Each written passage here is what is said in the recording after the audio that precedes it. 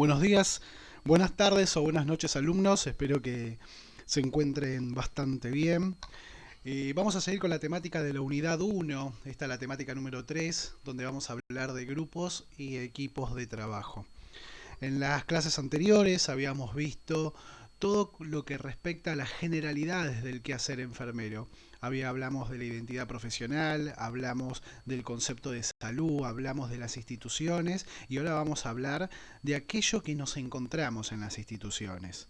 También dentro de las organizaciones, como muy bien aprendimos en la clase anterior, vamos a notar que van a formar dentro de estas organizaciones distintos tipos de grupos y equipos de trabajo. Por eso es muy importante entrar en este mundo donde vamos a conocer hoy, donde vamos a diferenciar los diferentes tipos de grupos y diferenciar los diferentes tipos de equipos de trabajo para lograr nuestro objetivo como enfermero. Durante toda nuestra vida cotidiana como profesional vamos a formar parte de estos. No vamos a formar siempre parte de equipos, no vamos a formar siempre parte de un grupo, pero sí ese concepto lo tienen que saber y que quede muy claro, porque el día de mañana pueden estar en alguno de ellos, y estar en algunos de ellos deben entender a la perfección en qué se diferencian y cuáles son sus objetivos particulares.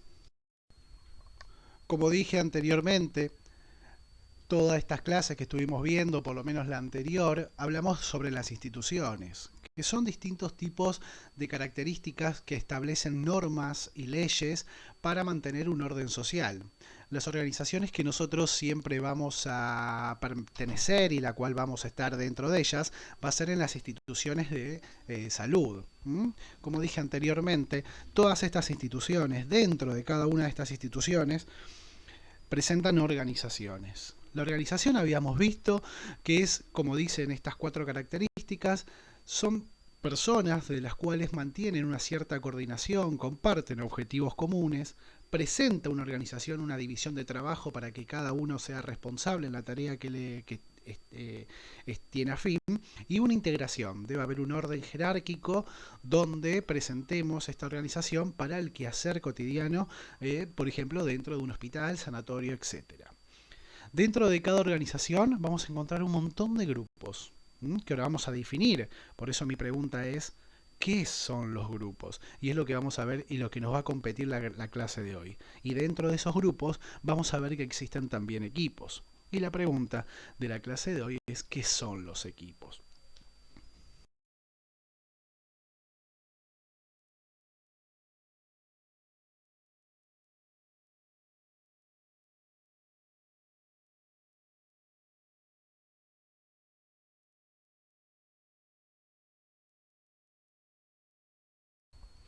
Esta clase que vamos a arrancar hoy es una de las clases donde si estuviéramos en el aula sería algo muy divertido. ¿Por qué digo divertido? Porque vamos a interactuar y vamos a generar y vamos a entender desde la práctica que habíamos hablado, ¿se acuerdan de la identidad profesional? Que la práctica es una de las cualidades más importantes de la educación y del aprender. Y teníamos preparados distintos tipos, podemos tener preparados distintos tipos de juegos. Dinamismo grupal se llama, si lo quieren buscar por YouTube. Habla de un montón de juegos de coordinación, de confianza, que nosotros debemos tener para formar un grupo. Y ese juego nos enseña mucho de esto. A medida que vayamos viendo el video voy a ir comentando sobre algunos lugares donde pueden visitar y que la verdad que se transforma divertido porque al ser un grupo, porque nosotros somos un grupo, vamos a notar esas características diferentes. Pero bueno, para arrancar la clase de hoy vamos a arrancar con el significado. ¿Qué es un grupo? Un grupo puede estar compuesto por dos o más individuos, que en esta parte lo pongo subrayado porque es algo muy importante que debemos tener, que son interactuantes, o sea que se juntan uno con el otro, pero tienen objetivos independientes. El objetivo del grupo es que se reúnen conscientemente, porque yo sé que formo parte de un grupo, y que se perciban como un grupo, en ese sentido de pertenencia dentro de un grupo, con el objetivo, en definitiva, objetivos comunes, objetivos específicos que llegan a tener. Vamos a ver en la diapositiva que sigue, para que se entienda aún mejor o explicando aún mejor, un grupo puede ser limitado. Un grupo puede ser un grupo de personas. No puedo hacer un grupo de 500 personas, por ejemplo. Y ahora lo voy a dar mejor en este ejemplo. La interacción entre un grupo es limitada. Yo puedo hacer un grupo de aproximadamente 500 personas, pero no voy a conocer a las 500 personas. ¿Se acuerdan que habíamos dicho que el significado de un grupo es que son independientes cada uno de otro e interactúan? Algo muy importante que tenemos que tener en cuenta de que todo grupo es que todos los integrantes tienen objetivos específicos. Vamos a dar un ejemplo para que quede más claro. Un hospital no es un grupo, por ejemplo. Bien, un hospital es una organización. Bien, no es un grupo. Y se preguntarán, ¿pero por qué no es un grupo? Si somos todos un personal y todos, digamos, tenemos un objetivo en común que es curar y cuidar al paciente. Bueno, un hospital tienen cada uno, interactuamos no interactuamos entre nosotros, por ejemplo. Perdón, que quede claro esto. En un hospital no interactuamos. Yo, si bien un hospital, por ejemplo, donde trabajo yo en el Garrahan, yo no conozco a la gente de resonancia magnética, por decirlo de alguna manera. Bien, yo no conozco a la secretaria o al secretario de atención al paciente, en admisión del paciente. O sea, no es un grupo porque tenemos que interactuar y a la vez tenemos que tener objetivos independientes. Objetivos independientes tenemos, pero no interactuamos uno con el otro. Por eso quiero que quede claro que un hospital no es un grupo, porque la gente no interactúa, ni tampoco se percibe como que formo ese sentido de pertenencia mezclado con la identidad profesional, donde nosotros nos sentimos y percibimos como grupo. Bien, y no todos tenemos el mismo objetivo en común, todos tenemos objetivos específicos. Por ejemplo, el secretario, el objetivo común es que haya menos gente que ser despachada cuando le den las recetas. El médico, por ejemplo, tiene los objetivos de curar al paciente y nosotros tenemos el objetivo de cuidar al paciente. O sea, directamente dentro del hospital no cumplimos esas mismas funciones. Pero en tercer año Odiseas, por ejemplo, ustedes, los que están viendo este video, sí son un grupo. Si bien cada uno tiene una función independiente, cada uno, por ejemplo, ustedes van a decir, no, pero yo tengo ciertos alumnos que ya se recibieron, o ciertos alumnos que se tenían que haber recibido hace 2 años y aún están cursando. Y también van a tener aquellos alumnos que están haciendo todo en orden cronológico. ¿Qué significa? Que tienen todos un objetivo específico, que es ser enfermeros. Todos tienen un objetivo en común, pero son independientes. No significa que los que empezaron en primer año van a terminar este año con ustedes. O van a terminar dentro de 1 o de 2 años más, pero eso significa que es un grupo. O sea, son independientes, cada uno tiene objetivos que lo van a cumplir en el día de mañana, pero interactúan como grupo. Ustedes interactúan, ustedes se perciben como un grupo de tercer año, pero no depende uno del otro. Cada uno va a tomar su propia iniciativa, si bien tienen un objetivo específico, que es recibirse como enfermeros profesionales.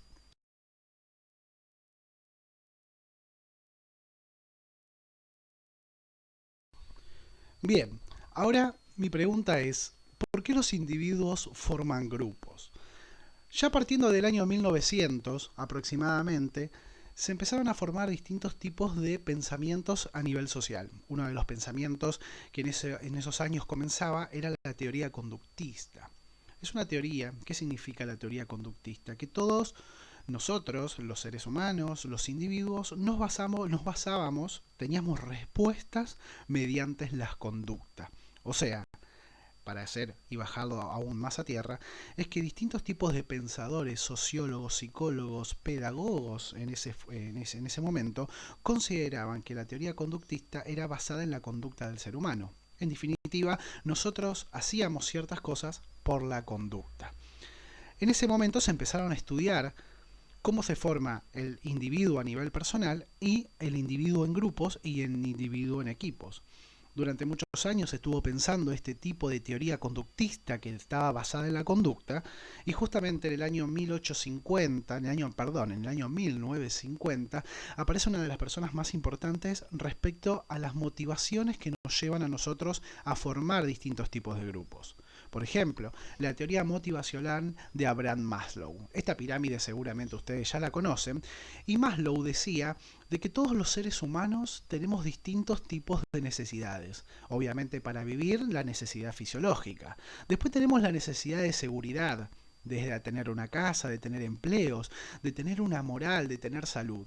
Pero a partir de esta tercer parte de la pirámide, donde abarca los puntos sociales, de reconocimiento y autorrealización, no tan solo se basa a nivel fisiológico en las necesidades humanas, sino se basa más que nada también en las necesidades, valga la redundancia, en las necesidades humanas de los individuos. Por lo tanto, ¿por qué es importante o por qué muchos individuos forman grupos? Porque necesitamos pertenecer a esa parte de la pirámide social, donde él la denomina como características sociales, necesidades sociales, como por ejemplo de amistad, afecto e intimidad. El reconocimiento también viene del carácter social, porque la gente nos va a reconocer a nivel social. Y la autorrealización hace referencia a esa capacidad que yo tuve para desenvolverme y sentirme capacitado para enfrentar esas actividades. Eso es la teoría motivacional que tuvo Abraham Maslow. Por eso, él consideraba que los grupos es de suma importancia porque nos van a dar seguridad, nos van a dar distintos tipos de estatus, autoestima, vamos a ver los diferentes tipos de poderes como lo vimos la clase anterior, vamos a tener la capacidad de afiliación, que es, como lo grafico acá, como esas actividades sociales de amistad, de afecto, intimidad, y vamos a tener una consecución de metas. Por eso, Abraham Maslow consideraba que si bien el factor fisiológico y las necesidades fisiológicas en un ser humano son individuales, después partimos de una segunda parte de la pirámide, como por ejemplo los últimos tres picos, donde hablan a nivel social la importancia de formar grupos.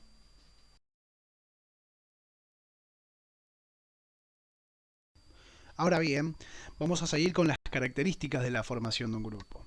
Primero tenemos que tener en cuenta estas cuatro características importantes para formar un grupo. Primero, las necesidades en común para llegar a estos objetivos específicos. Ustedes, ¿qué objetivo específico tienen? El objetivo es ser enfermeros profesionales. Tienen esa necesidad en común, todo el grupo. Esa necesidad puede estar independientemente variada a nivel cronológico. Por ejemplo, si bien tienen objetivos específicos, todos van a notar que no todos los alumnos lo hacen o realizan la carrera de enfermería en 3 años, van a tardar 4 o 5 años. Por eso, ese objetivo, ese grupo, esa característica del grupo, si bien tienen estos objetivos específicos, las necesidades son diferentes. Tienen intereses particulares, como dije anteriormente. Cada uno tiene su interés. Algunos es por trabajo, otros por vocación, muchos por necesidad.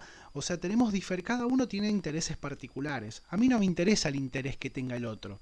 Lo único que me interesa es que interactuemos para lograr ese objetivo específico. A mí no me interesa lo que le pasa al lado. A mí no me interesa el que le pase al que está al fondo. A mí no me interesa el que le pase al que está adelante.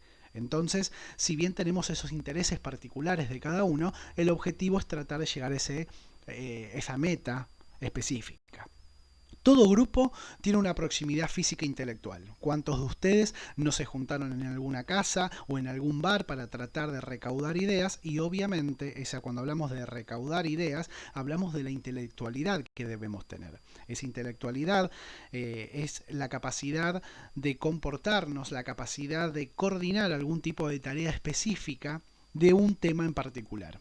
¿Cuántos de nosotros nos juntamos en distintos tipos de áreas físicas, por ejemplo, para tratar de cerrar una idea en conjunto de una materia particular? Y cuando hablamos de similitudes culturales, hablamos de que nosotros tenemos esas similitudes.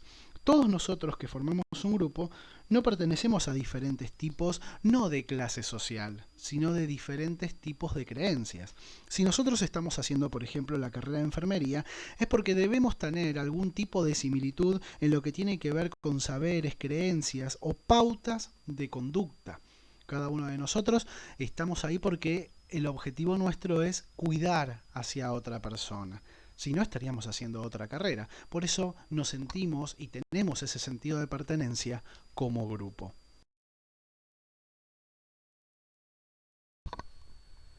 Siguiendo con la característica de los grupos, vamos a notar que existen dos tipos de grupos. Estos dos tipos de grupos pueden denominarse grupos formales y grupos informales.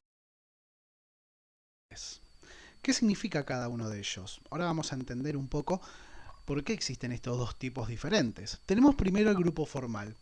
El grupo formal son aquellos que están definidos por una estructura organizada, con funciones específicas, con funciones que están designadas y que en ese grupo puede haber un tipo de orden jerárquico, con el objetivo de mantener ese orden.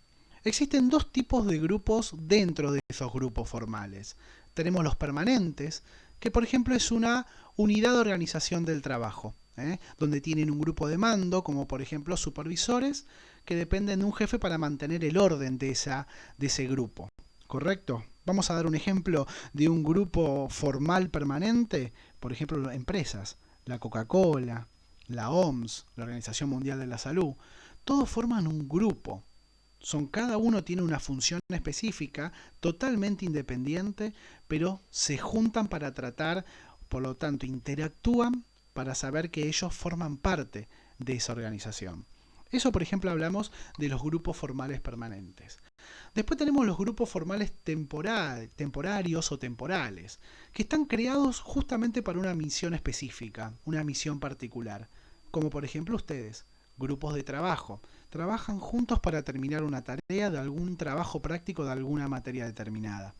A eso hacemos referencia, que son grupos formales porque interactúan, tienen sus características independientes, pero es un grupo temporal. ¿Qué significa? Que no va a ser un grupo como el que hablamos recién, de aquel grupo permanente, que va a quedar por un lapso. El grupo temporal van a terminar ustedes, por ejemplo, cuando se juntan a realizar estos trabajos, van a terminar de realizar esta tarea y ese grupo se desintegra.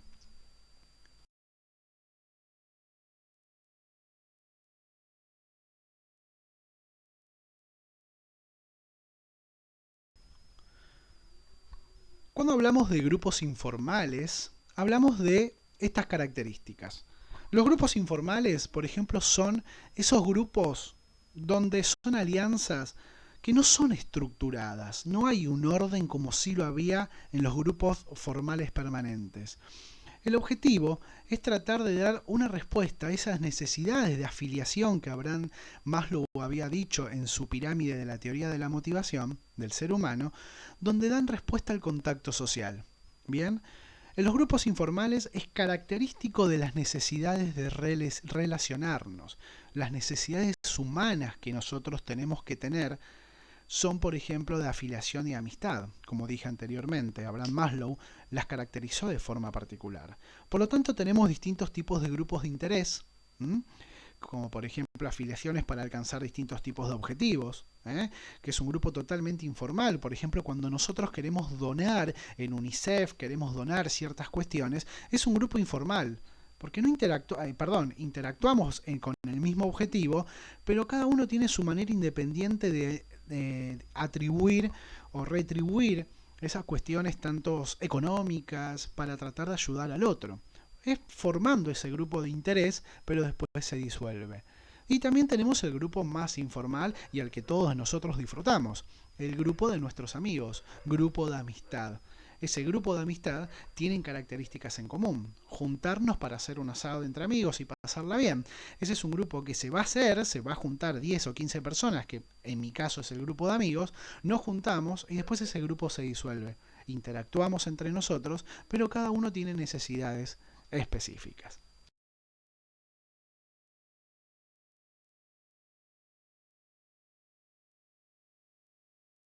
Siguiendo con las características de un grupo, vamos a entrar en un mundo importante que es cómo se forman los grupos.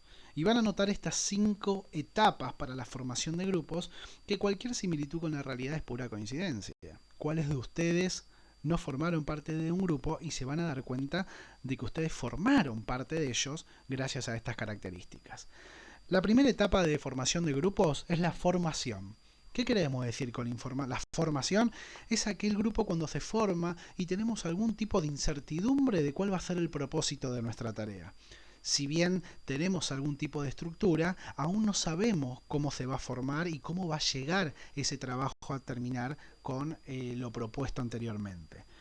Sabemos que puede llegar a tener un líder, pero ahí se analizan uno del otro los distintos tipos de comportamientos. Vamos viendo quién es el que trabaja más, quién es el que tiene la computadora, quién es el que no, quién es el que trabaja. Es un punto de incertidumbre, porque ahí es donde ustedes se preguntan, yo me junté con esta persona, ¿me ayudará a hacer el trabajo? Segunda etapa, pasamos a la que se denomina tormenta. Algunos autores lo denominan como ciclo de adaptación y de conflicto. Si miramos del lado izquierdo, hablamos claramente de un conflicto intergrupal. Este es el lugar y este es el punto donde ahí empezamos como se dice, a sacar los trapitos al sol.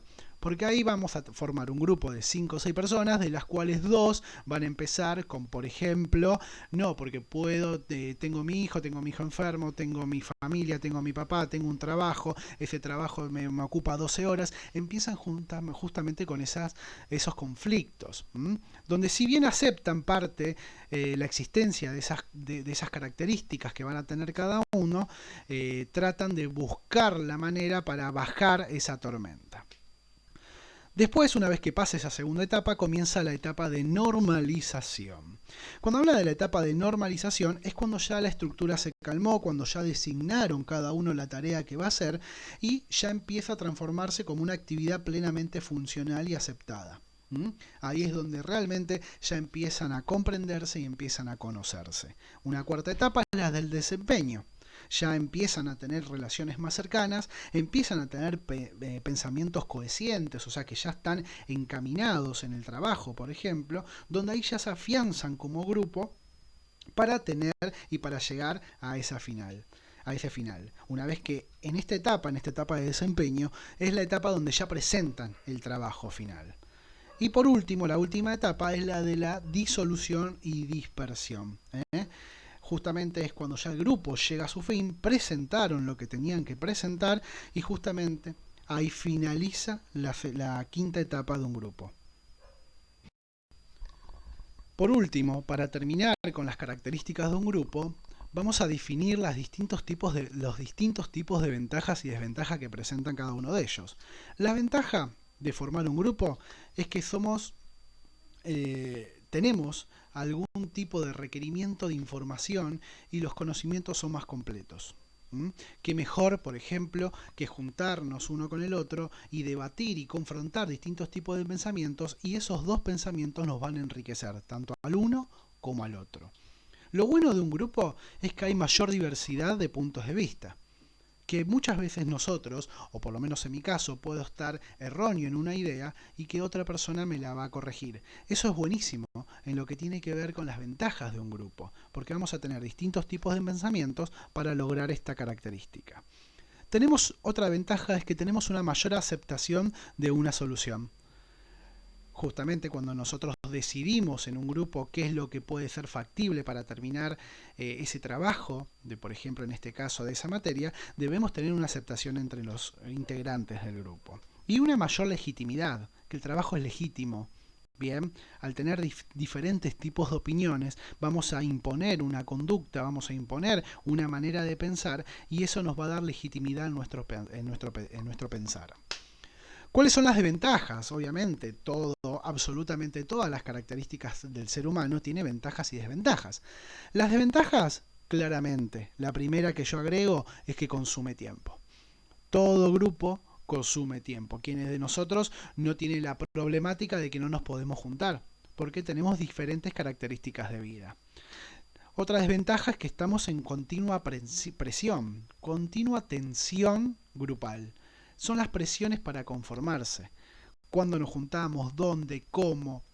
¿Qué es lo que tenemos que hacer? Vos encargate de la actividad 1 que yo me encargo de la 3 y la 4. Es como mandar a hacer el trabajo de uno y eso una persona se siente como que los están presionando. Otro importante es el dominio de pocas personas. ¿Qué significa? El grupo somos nosotros y tratamos de realizar ese trabajo nosotros. Si bien un grupo no se caracteriza por un número ilimitado, ese número limitado puede tener esas 4 o 5 personas, pueden tener esos errores, Y justamente ese dominio de pocas personas van a llevar a una idea que puede llegar o no a ser legítima. Y después, las desventajas es la responsabilidad ambigua. ¿Qué significa la responsabilidad ambigua?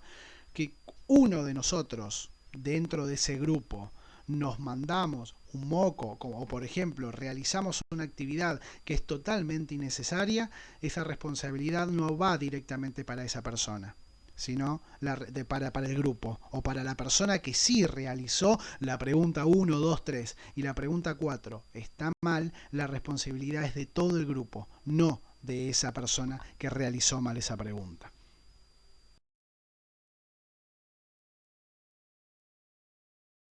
Ahora bien, terminando con las características de un grupo, vamos a ver la segunda temática de esta clase, que son los equipos.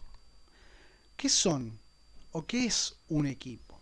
Un equipo es un grupo de personas que se organizan para realizar una actividad o un trabajo, lo que generan una sinergia. ¿Qué es una sinergia? Es la unión de individualidades de cada integrante. Bien, con el objetivo de que esta sinergia sea positiva, por medio del esfuerzo coordinado para llegar a esas metas en común. Bien, un equipo, como vean en la imagen, un equipo trata de juntarse, donde es importante es importante la especialidad de cada uno para llegar en un objetivo en común. Por lo tanto, los equipos no son como los grupos donde cada uno es independiente. En los equipos aparece una nueva característica que es la denominada interindependientes. Cada uno tiene su especialidad, pero deben relacionarse para lograr de una manera coordinada llevar o llegar a esas metas en común. Bien, siguiendo con las características de un equipo, vamos a notar que existen diferentes tipos de libros que hablan de cómo se debe formar y las características de los equipos de trabajo. En la lectura de esos libros traté de que justamente de que ustedes traten de no leerlos salvo que les interese. Tenemos diferentes tipos de autores para que entienden la pedagogía y la crítica respecto a los equipos de trabajo, y traté de tomar estas dos palabras y estas dos frases importantes. El trabajo en equipo es un método colectivo y coordinado, en los que diferentes tipos de participantes van a intercambiar sus experiencias. Cuando hablamos de experiencias, hablamos de sus especialidades particulares, donde cada uno dentro de ese equipo va a respetar su rol y sus funciones, para lograr objetivos comunes para realizar esa tarea conjunta.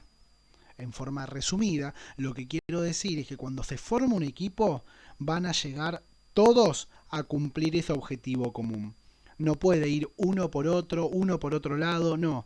Las actividades que va a realizar esa persona van a ser en un conjunto y los objetivos van a terminar y van a compartirse los mismos objetivos de todos los involucrados en el equipo.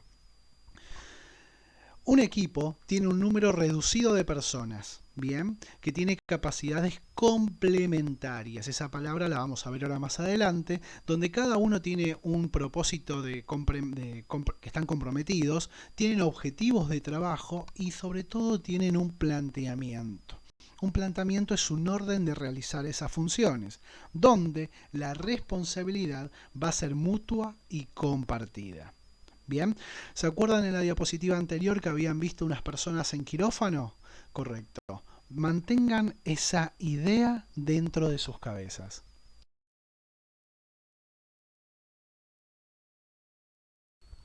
En clase, cuando nosotros si hubiéramos estado en el aula, no le daría esa pregunta anterior, o traté de ayudarlos a ustedes. Mostraría esta imagen. Esta imagen es una de las imágenes que vamos a caracterizar aún mejor la función de un equipo. Van a ver en esta imagen distintos tipos de especialidades y van a ver distintos tipos de profesionales de la cual podemos suponer, pero van a tratar y van a entender que todos comparten un objetivo en común. Pero van a notar que después, cuando aprendamos las características de la formación de equipos, van a notar que cada uno de ellos tiene una función específica y que cada uno de ellos deben tener unas características en común que son muy importantes. Lo veremos a continuación. Ahora vamos a ver cuáles son esas características, o mejor dicho, cuáles son esos principios de equipos de trabajo que debemos tener en cuenta. Son 5 principios y vamos a hablar de cada uno de ellos. ¿Qué ven en esta imagen? Seguramente es una de las preguntas que haré en clase. Esta imagen van a ver que hay distintos tipos de personas que van a estar realizando, distintos tipos de profesionales de la salud que van a tratar de llegar como objetivo cumplir el cuidado y la cura de este paciente. Bien, por lo tanto, vamos a notar que cada miembro cumple su rol. Bien, por ejemplo, para tener en cuenta y en forma resumida, un equipo funciona cuando cada miembro que tiene una especialidad y tiene una función específica se encuentra en esta área. Es enriquecedor para el equipo que sus integrantes tengan una buena capacidad y aptitudes diversas y heterogeneidad. Vamos a ver este ejemplo. Fíjense, ¿qué es lo que hace esta persona? ¿Qué es lo que hace la otra y el otro? Lo que estamos notando acá es que cada uno tiene su especialidad. Cada uno en esta sala de quirófano tiene su rol, tiene su función. Si vemos a la enfermera, vamos notando que está colocando una vía periférica. Vemos también otra enfermera rotante que está de fondo, seguramente ayudando al anestesista a preparar la medicación. Y después tenemos los dos médicos. El médico primario, el cirujano de primera, que es el cirujano el que está haciendo en forma directa la cirugía, y el que lo está asistiendo como cirujano secundario, asistiendo al primero. Cuando nosotros vemos en esta sala de quirófano, cada uno está cumpliendo su rol y sus funciones. Ninguno de ellos se puede retirar de quirófano hasta que termine justamente la cirugía. Por lo tanto, van a tener que son relaciones interindependientes, cada uno tiene su función específica, pero se relacionan uno del otro para llegar a un objetivo en común. En forma de resumen, este primer principio de equipos de trabajo se lo denomina complementariedad.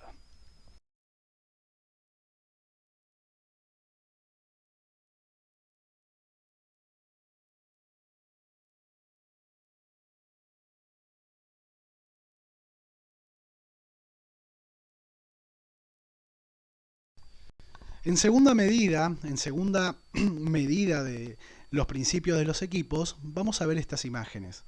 En estas imágenes vamos a ver la primera, donde vemos que un cirujano, por ejemplo, en una cirugía, por lo que logramos suponer en una cirugía neurológica, vemos que les enseña a sus estudiantes sobre las características del cerebro. Bien.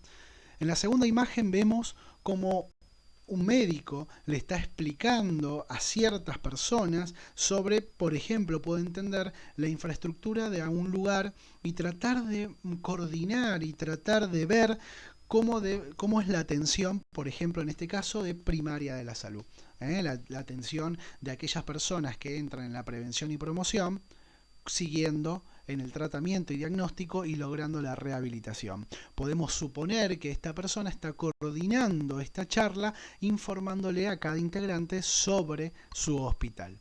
Por lo tanto, para que se entienda cuál es el segundo principio de los equipos de trabajo, hablamos de la coordinación.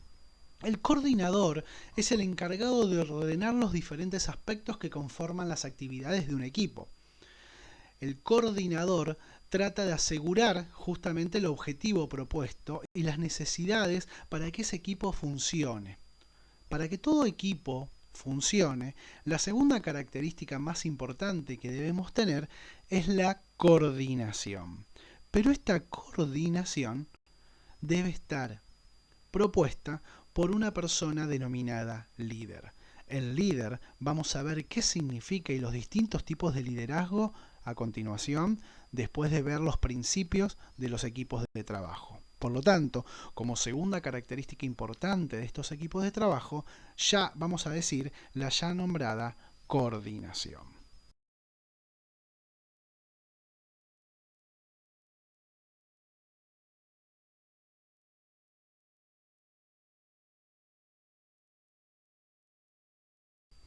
¿Qué vemos en esta tercera imagen?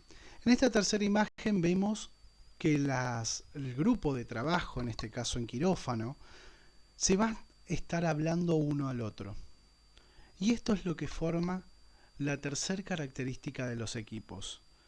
La interactuación que hay entre diferentes tipos de grupo de esa relación interpersonal es muy importante.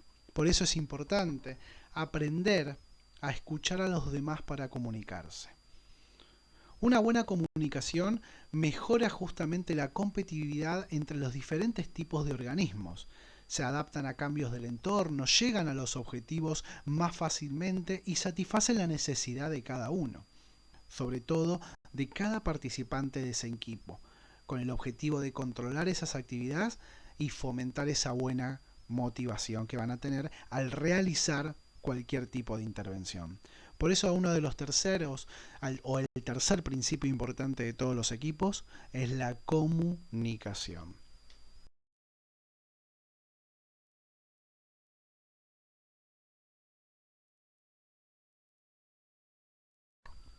En este punto van a notar algo muy importante.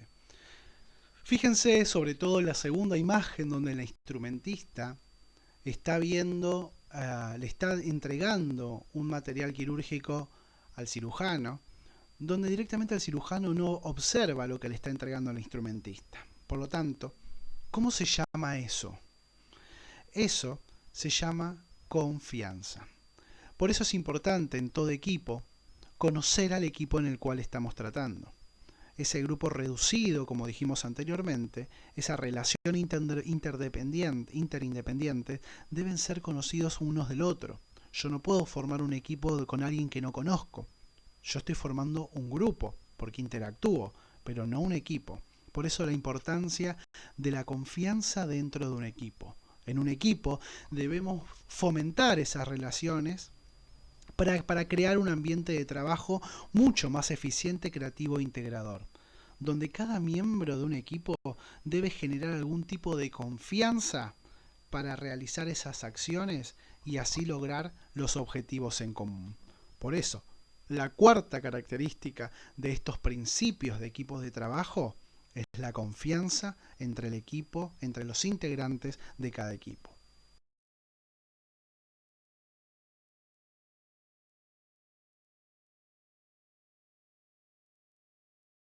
Por último, ¿qué es lo que notamos en esta imagen?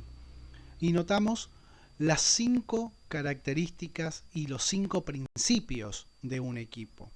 Un equipo debe tener, por último y no menos importante, este quinto principio. Fíjense la segunda diapositiva donde vemos las manos de todos. ¿Qué nos da a entender eso? Nos da a entender que cada uno de los que forma un equipo de trabajo debe comprometerse para lograr tal fin. Tratamos siempre de que todos comencemos y que todos terminemos. Estar integrado en un equipo que funciona nos motiva para seguir adelante y nunca abandonar y nunca salir del barco. Logrando de esta manera, ¿qué cosa? Mejorar el rendimiento y el equipo y mejorar la satisfacción, no tan solo del equipo en su conjunto, sino a nivel también personal. Por eso, cuando nosotros formamos parte de un equipo, indirectamente nos estamos comprometiendo con él.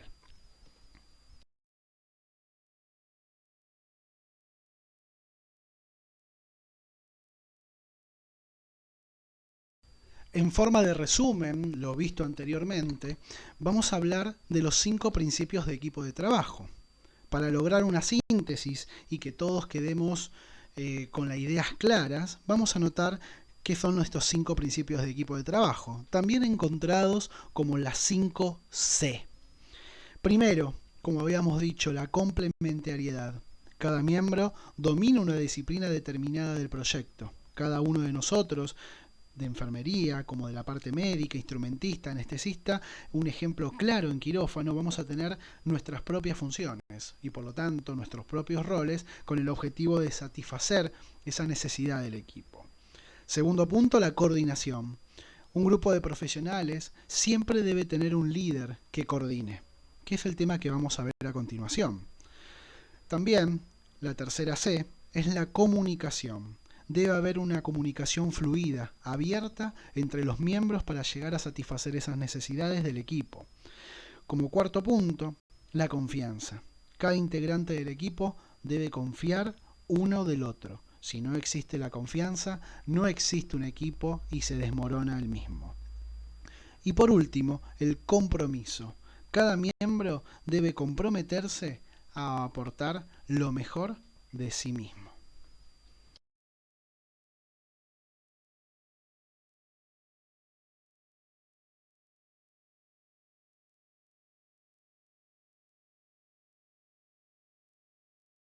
Ahora bien, cuando hablamos de desarrollo profesional de la enfermería, que es esta materia que nos compete en esta cursada, hablamos del desarrollo profesional para que ustedes se desarrollen como futuros profesionales. El día de mañana, ojalá quiera uno de ustedes o cualquiera de ustedes pueda seguir con la carrera de licenciados de enfermería y ahí le van a hablar mucho de este tema, de la coordinación y de la gestión de equipos de enfermería. Un tema fundamental cuando hablamos de la coordinación de un equipo es el tema del liderazgo. ¿Y qué es el liderazgo? El liderazgo es la capacidad que tiene alguna persona de influenciar hacia un grupo colectivo. En el caso nuestro, por ejemplo, en el caso de la enfermería, un enfermero líder, que no es lo mismo y ahora lo van a ver, que es muy diferente a un enfermero jefe, el enfermero líder usa habilidades influyendo y modificando conductas para producir un cambio cuando la situación lo requiera. Vamos a ver qué significa esta palabra líder y muchas veces uno lee distintos tipos de artículos, distintos tipos de libros hablando de líder, pero yo encontré una imagen que resume esta palabra. Fíjense la imagen que vemos a continuación. Vemos que un jefe tiene sus subordinados y trata de mandarlos para que cumplan esa necesidad que en este momento está insatisfecha. Esa necesidad que nosotros, tanto como jefe, no la puede suplir y manda a sus subordinados a que la cumplan de forma inmediata. Fíjense la diferencia con el líder. El líder no manda a su grupo para tratar de solucionar ese conflicto. El líder manda a su equipo, fíjense cómo cambia la palabra, manda a su equipo y forma parte del equipo donde encabeza ese cambio para tratar de mejorar esas acciones. Esa es la diferencia clara entre un jefe y un líder. Un jefe te ordena, un jefe te manda, pero él no se involucra en el problema. Un líder es el primero que está involucrado en el conflicto y trata de formar ese equipo para la solución de ese problema inmediato.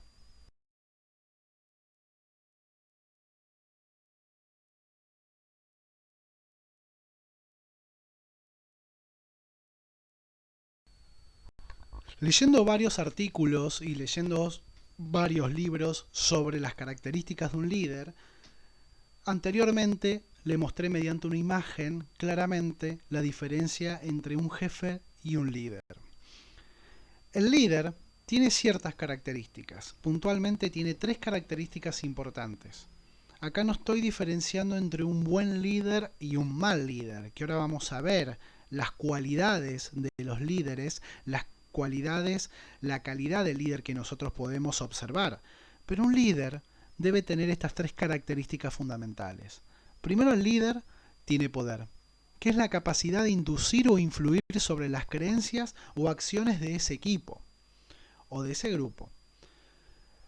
Un líder tiene autoridad. Es un derecho, porque tiene un puesto donde él toma decisiones y tiene la autoridad formal del reconocimiento de la legitimidad. Lo que dice el líder es lo que es legítimo, ¿correcto? Y después todo líder tiene la capacidad de ser influyente. Todo líder tiene la característica de influenciar hacia el otro, hacer que el individuo cambie de opinión o forma de ser. Es un tema que tenemos que separar de que si un líder es bueno o es malo. Acá estamos hablando de que todos los líderes tienen estos tres tipos de características. Más adelante vamos a ver qué significa o le vamos a dar nombre a esos considerados líderes buenos o líderes malos. Siguiendo con el tema de liderazgos, vamos a hablar ahora de una de las características importantes y una de las características que ustedes seguramente reconocerán en los diferentes tipos de experiencia de vida que tienen. Vamos a notar que los líderes tienen cualidades. ¿Qué significan las cualidades? Son esos rasgos de vida o de esa persona para mantener el liderazgo. Vamos a notar que existen diferentes tipos de líderes. Vamos a notar que quienes de nosotros no estuvo con un líder motivador, por ejemplo. También vamos a notar que la mayoría de los líderes pueden llegar a ser amables. Los líderes tienen una buena comunicación, una buena retórica, una buena oratoria. Son buenos comunicadores. Los líderes son sociables. Los líderes son gente que comparte distintos tipos de información. Los líderes están capacitados. Los líderes son aquellas personas que tienen diferentes tipos de estudios. Pero el estudio, que quede bien claro, que es por las experiencias que le llevó, no el estudio en sí, sino las experiencias que le llevó a formarse como estudiante. Es la característica más importante que creo yo es que tiene que tener un líder. Uno puede tener el mejor título del mundo, pero lo que te llevó a estudiar eso, las experiencias, todo lo que vos viviste para llegar a ese título, es justamente la capacidad que presenta una persona. Un líder debe ser disciplinado. La mayoría de los líderes deben ser organizados. Muchos líderes consideran que una de las cualidades, uno de los rasgos más importantes es tener veracidad. Lo que dicen es la verdad. La mayoría de los líderes consideran que son responsables y por último, los líderes deben ser un modelo a seguir. Estas son las cualidades de los distintos tipos de líderes. No significa que todos los líderes de empresas o líderes en las instituciones de salud van a tener estas cualidades, sino que van a tener alguna de estas cualidades y eso habla de una persona que presenta liderazgo.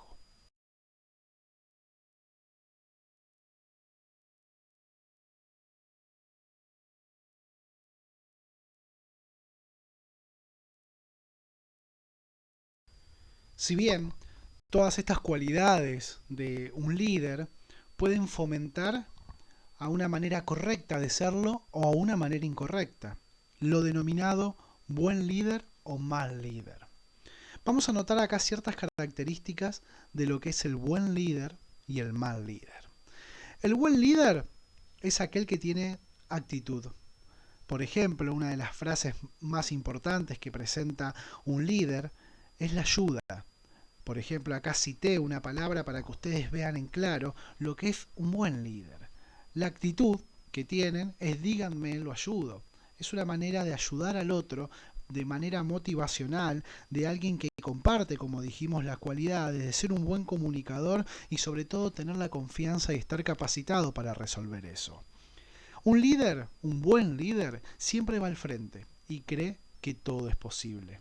Un líder inspira confianza, inspira entusiasmo. Si alguien falla, lo corrige y lo educa. Después está en la persona que cometió el error a aprender. Que no es lo mismo educar que aprender. Eso lo vamos a ver más adelante. Forma parte del equipo y enseña el camino. ¿Se acuerdan la imagen que vimos hace 3 diapositivas atrás? Un líder siempre va al frente, guiando a su equipo, no dejándolo de lado. Hace que quienes lo rodean, quienes forman ese equipo, sientan que están haciendo un bien para todo el equipo y no en forma personal. Y por lo tanto, un buen líder reconoce el trabajo de los demás. Fíjense la diferencia acá cuando confrontamos el buen líder con el mal líder.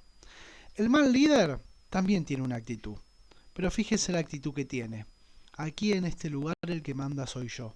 ¿Cuántos de nosotros no nos encontramos con esta persona que presenta la característica de liderazgo, tiene poder, es influyente y tiene autoridad, pero eso no significaba que era un buen líder? Tiene esas características de líder, pero es un mal líder diciendo estas frases. Empuja y ordena que el otro trabaje. Hacen que los demás le tengan miedo. ¿Se acuerdan cuando habíamos hablado de la clase anterior el poder de coerción?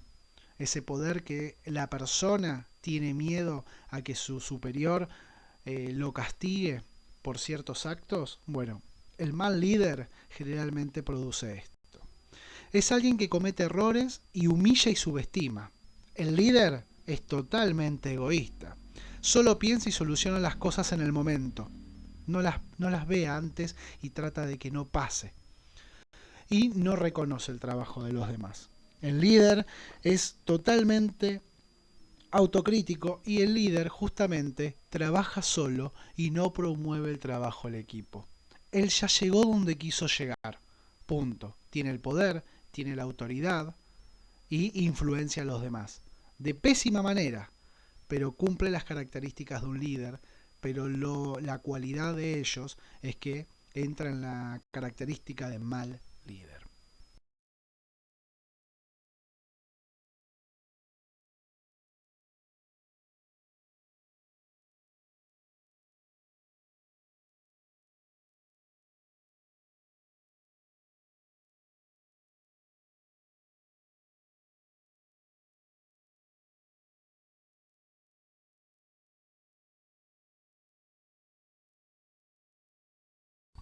Siguiendo con los tipos de líderes en los equipos, vamos a notar estos tipos, que son distintos tipos de líderes que cada uno va a tener una característica diferente.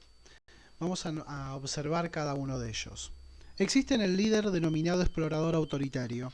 Es aquel líder que tiene poca confianza en los subordinados y su autoridad se basa en lo que es recompensas en el caso de que satisfagan sus necesidades y en caso contrario se manifiesta mediante temor o castigo. Esto es claramente una característica muy importante que tienen, por ejemplo, los líderes como fue Adolf Hitler y hoy en día el presidente norcoreano.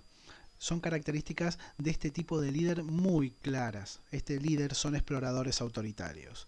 Después tenemos otro tipo de líder que se llama el benevolente autoritario. El benevolente autoritario es aquel líder benévolo, aquel líder que tiene poca confianza en sus subordinados, pero es constructivo, pide opiniones, no tiene maldad. Cuando hablamos de alguien benevolente es aquella persona que no tiene maldad, pero tiene poca confianza a los que subordina y trata de formar una idea constructiva. Tenemos aquel líder consultivo.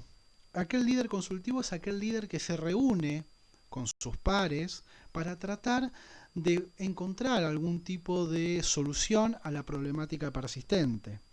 Justamente cuando hablamos de este tipo de líderes, son líderes que tienen mucha confianza en su equipo y tienen una buena consulta con el objetivo de lograr decisiones para satisfacer esas necesidades del equipo.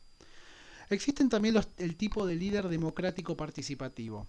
Al igual que el consultivo, que tiene mucha confianza en los subordinados, el democrático participativo no solamente produce la selección de ciertos encargados de turno o jefe para llevarlo a una institución de salud, sino que forma parte de todo.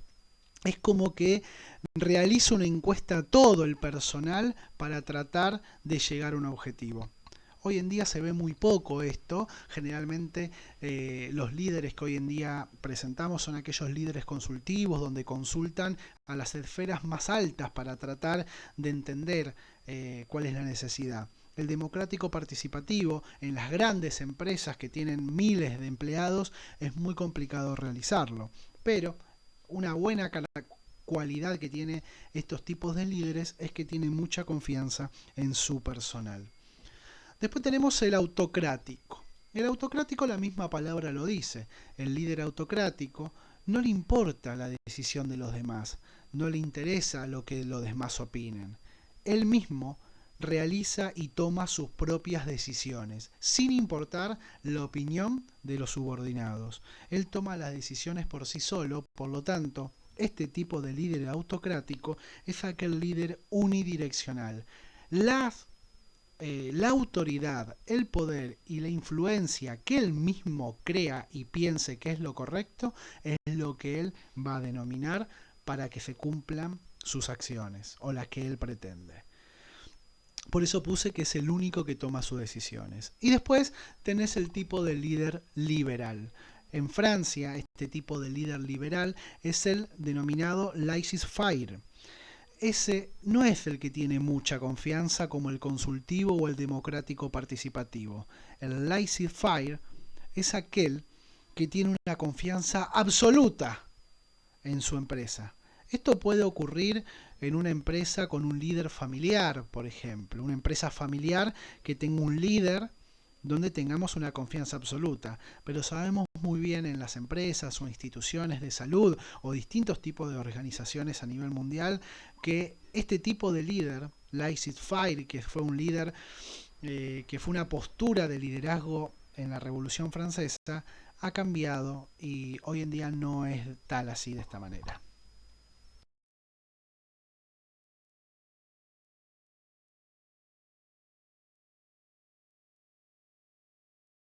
Por último, para ir terminando con la frase de liderazgo, el liderazgo es algo muy importante y es uno de los componentes, como dije anteriormente, en las carreras de la licenciatura, la carrera de grado, que habla de la esencia de la gestión.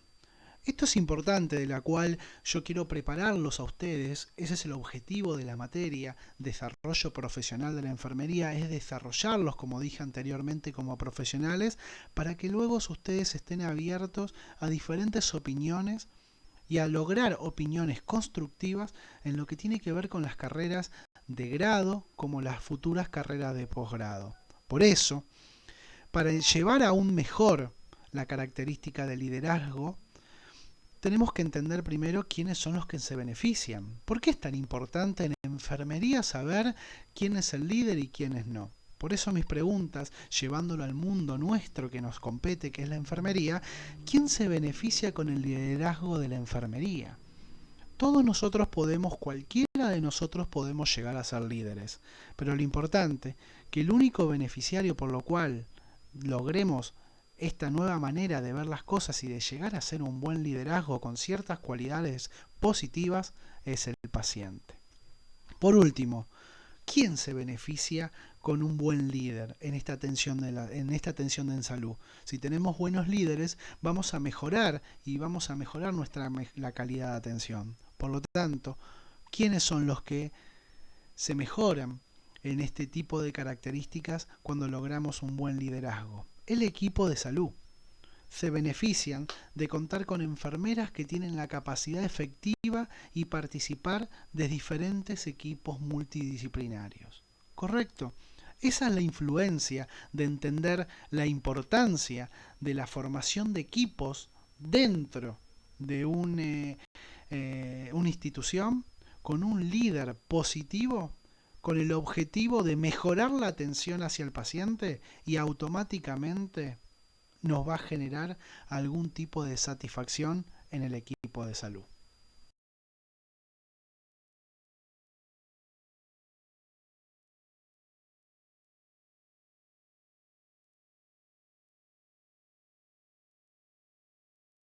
Como habíamos visto anteriormente cuando hablamos de las fases del desarrollo de un grupo, las fases del desarrollo también existen en los equipos.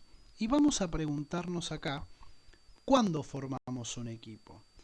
Cuando nos formamos un equipo, tenemos que cumplir distintos tipos de fases, pero antes de esas fases tenemos preguntas que realizarnos. Por ejemplo, ¿para qué estamos aquí formando un equipo? ¿Cómo nos organizamos? ¿Quién es el que está a cargo? ¿Quién cuida de nuestros éxitos? ¿Cómo abordamos los problemas en el caso de que lleguen a pasar? ¿Cómo relacionamos con nosotros equipos? ¿Y qué beneficio obtenemos cuando nosotros lleguemos a ese fin? Un equipo, cuando se forma, empieza a hacer estas preguntas y por lo tanto empiezan las fases de los equipos. Primero, un equipo, la primera fase es la formación, ¿bien? Donde tratan de cumplir ciertas normas y leyes y ciertas cualidades para que ese equipo llegue a formarse para lograr cumplir una tarea. Después viene la etapa de adaptación. En ese momento, al igual que en el grupo, empiezan a haber esos conflictos dentro de esta etapa, donde tratan de ver quién es el líder, tratan de preguntarse y de opinar, saber quién es el que va a manejar mejor las cosas para lograr a tener o seguir al paso de la tercera parte del equipo, de la tercera etapa, que es la normalización. Una vez que se solucionó esta etapa adaptativa del equipo, pasan a la tercera fase, la normalización, que es el momento de cambio. Es el momento donde se desarrolla la tarea interdependiente. Por ejemplo, dentro del quirófano.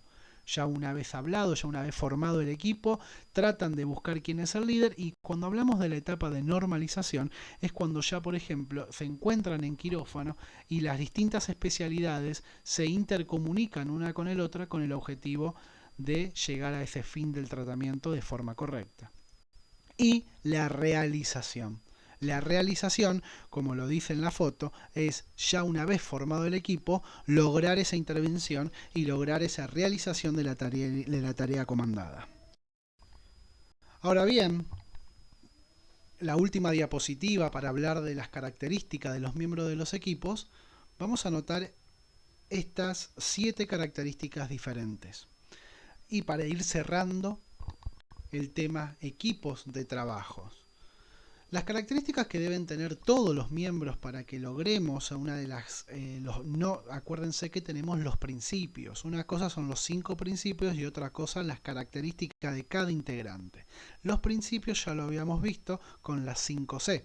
Ahora las características de los miembros del equipo es la que tienen que compartir en forma cultural todos. ¿Cuáles son? Primero que todos los miembros deben integrar sus fortalezas. Todos los miembros deben ser disciplinados. Todos los miembros tienen que tener la capacidad de ocupar el lugar que le corresponda a cada uno según su experiencia y su especialidad. Un equipo debe ser puntual, porque todos comenzamos en un momento y terminamos en otro momento determinado. Una característica de un equipo es que debemos celebrar el entusiasmo de lograr los objetivos, porque el grupo se comprometió y la confianza que llevó, llegamos al tener ese objetivo común específico. Todos debemos beneficiarnos, todos mediante la comunicación y la relación interindependiente debemos beneficiarlos a todos mediante el talento que tiene de forma individual cada uno. Pero algo muy importante que deben tener los equipos es que debemos conocer las metas. Si nosotros como equipo no tenemos una meta, todas esas 6 características anteriores quedan tiradas por la borda.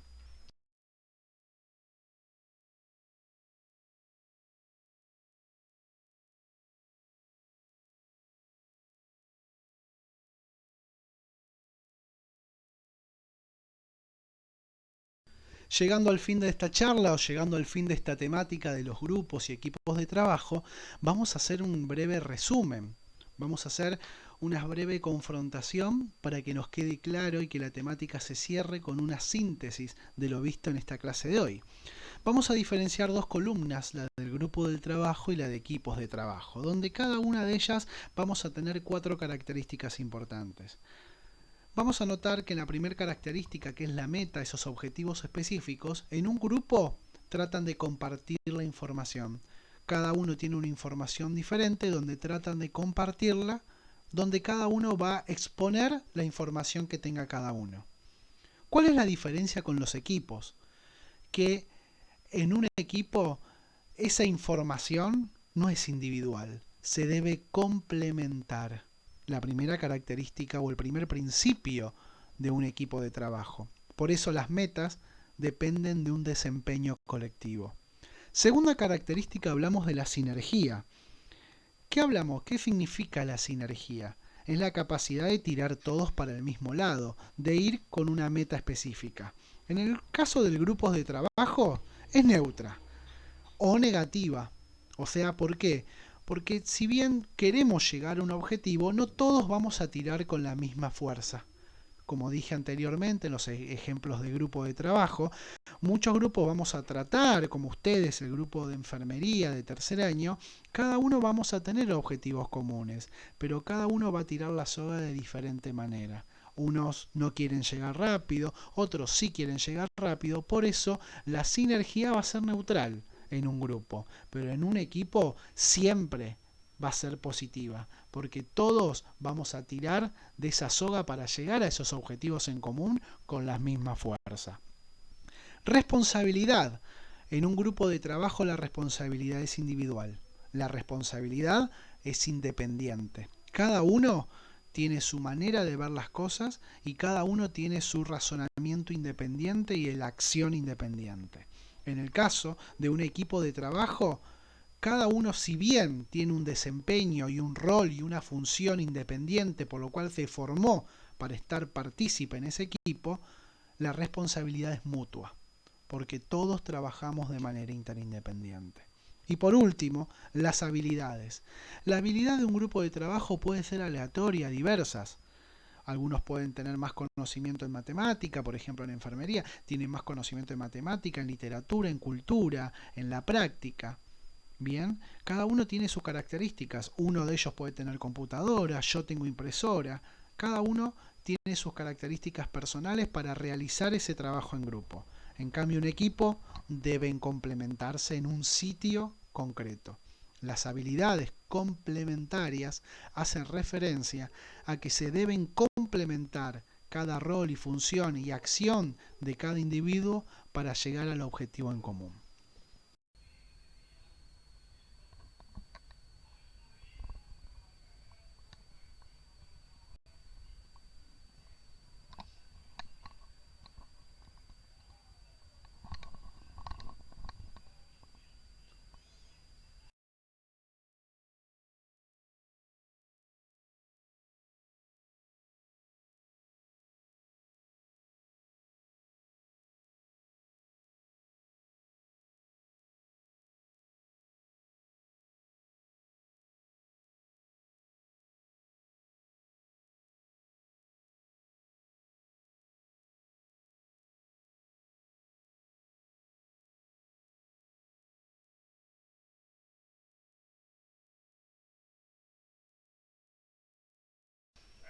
Nosotros como profesionales de salud que ya vivimos en un ambiente hospitalario, tenemos distintos tipos de objetivos. El objetivo que tenemos, pero en común y como meta común, es que el equipo de salud sea afianzado como un equipo multidisciplinario, donde cada uno de nosotros, con sus funciones específicas dentro de ese ámbito, institución, organización hospitalaria, tengamos una función y un rol específico y sobre todo una confianza a nuestro equipo de salud. Gracias, hasta la semana que viene.